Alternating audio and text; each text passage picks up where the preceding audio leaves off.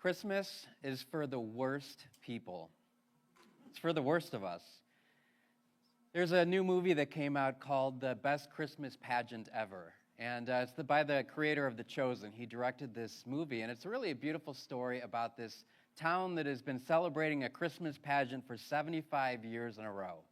And it's their 75th anniversary. And this year, something different would happen. There was a family, 6 kids, and they were called the herdsmen. And they were really, really, really the worst kids ever. They were the most bullying kids in the neighborhood. They would steal, they would bite, they would fight, they would smoke cigars. Even the girls would smoke cigars. They were really bad kids. But they got this idea that they wanted to be part of this Christmas pageant. And really, they only at first wanted to be part of it because they wanted just to make people angry. And so they threatened all the other kids, and they said, if you take any of the parts, we're never going to stop bullying you. And so the night of the casting call, all the kids were there, and the families came together. And the mother that was leading it began to ask for volunteers, and she noticed that she wasn't getting anyone raising their hands.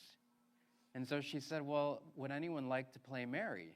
And the little girl that usually plays her looked down and didn't raise her hand. And finally, the oldest herdsman girl raised her hand, and she says, who's Mary? And she said, well, Mary is the mother of Jesus. And the other boy said, well, who's Jesus? And she said, well, Jesus is the Savior that was born into the world. And so Mary's going to play his mother. And so the oldest girl said, I'm going to be Mary, and he's going to be Joe. And they decided that they were going to take over the pageant. So we have the 6 kids, Mary and Joseph, the 3 wise men, and the youngest girl, who was the worst of them all, would become the angel. And this would turn out to what would look like it was going to be the worst Christmas pageant ever. But as with all movies, the story progressed, and these little kids began to get involved in this Christmas pageant, they started to have a curiosity about it.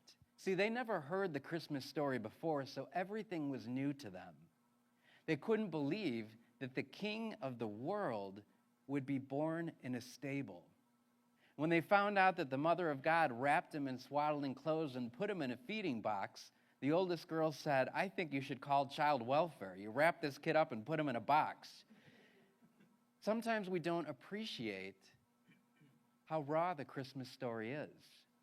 Sometimes we don't appreciate how rough the figures are, how tough Mary was to go through everything that she did, how strong Joseph had to be. And there's a scene in the movie where the oldest girl is walking by and she sees a picture of Mary on the wall, and Mary's holding baby Jesus, and she looks at the image of Mary, and then she sees her own reflection. And in her reflection, she sees a dirty-looking girl. She starts to think, well, I don't think I can play Mary. Mary's beautiful, and I'm not. This family was a ragtag family. Their father had left them, and their mother was always working, and so the kids kind of raised themselves. And so as the story progresses, and they all decide they really want to learn about Jesus, they go to the library, and for the first time they get library cards, and they begin to research who Jesus is. And they check out a Bible, and they check out some children's storybooks, and they find out about the wise men and the shepherds, and all of a sudden they start to get really excited about it. And the main character, the oldest girl, says to the siblings at one point, she says, do you realize that on Christmas Eve, we get to be somebody other than we are? We get to be somebody beautiful. And from that moment on, she wanted to become a new person. She wanted to become beautiful like Mary. And on the evening when it all came together on Christmas Eve and they began this pageant, everything went as normal according to plans until Mary and Joseph, the brother and sister, walked out, and they were scruffy and they were grubby. And she had a baby toy Jesus in her arms, and instead of carrying Jesus, she just did what she did with all of her siblings. So she put Jesus over her shoulder and she burped him like a little kid. But when she placed Jesus into the manger, she looked down at him and she began to cry because she realized this was her Savior. we discover that during the play, the word Jesus means salvation.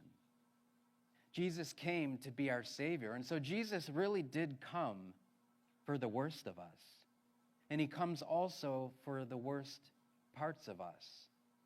There is no part of us that is too ugly or too sinful or too shameful for him not to redeem, because he is the Savior. And so on this Christmas Eve, as we come together in this church, we come together as a community.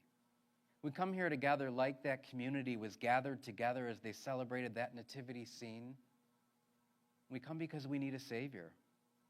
That's really the only requirement to come to church. It's that we need a Savior. And so if you've been away from the church, or if your parents or family dragged you here to Mass, just know that you are welcome here and you're loved as you are. Because Jesus did come for the worst of us.